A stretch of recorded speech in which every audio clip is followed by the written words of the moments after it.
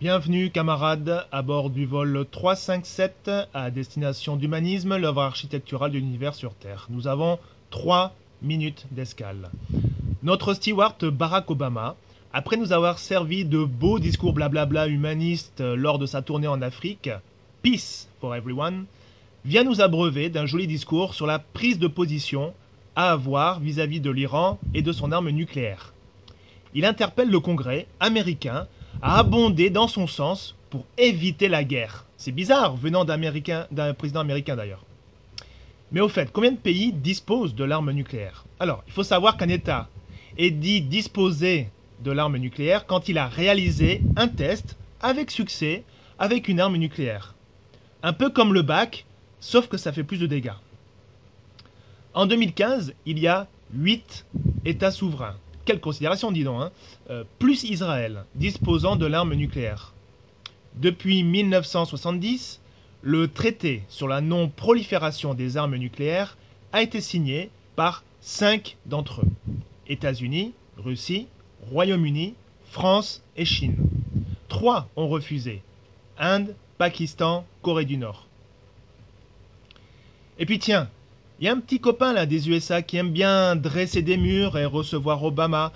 Je ne parle pas d'Israël, hein, mais de l'Afrique du Sud, qui est à la porte du petit club des 5. Reste juste quelques réglages pour marquer une pleine reconnaissance. D'autres pays ont des armes nucléaires américaines sur leur territoire sans pouvoir les construire. Dans ce cas, on dit qu'ils ne peuvent pas être considérés comme pays ayant l'arme nucléaire. C'est la Turquie, l'Allemagne, Pays-Bas, Italie, Belgique. Beaucoup de pays très proches géographiquement de la France, dis donc, et pas trop loin non plus de la Russie et de l'Ukraine aussi. Hein. Alors pour l'Iran, il y a un accord prévoyant la levée des sanctions si le pays fait des concessions majeures. Il y a une clause spécifique pour les États-Unis, rien que, qui peuvent accuser l'Iran de violation de cet accord et reprendre alors un embargo à la mode cubaine sur le pétrole. Tiens. L'objectif est d'éviter une guerre coûteuse comme en Irak. Alors Obama se fait bonne presse. L'Iran est un obstacle à l'impérialisme américain au Moyen-Orient. Il faut l'éliminer, tout comme l'Afghanistan, la Libye, la Syrie, l'Irak encore, le Yémen, etc. etc. Conclusion, les États-Unis, ce pays en déclin économique, utilisent la violence militaire, l'intimidation économique et diplomatique au mépris des lois internationales.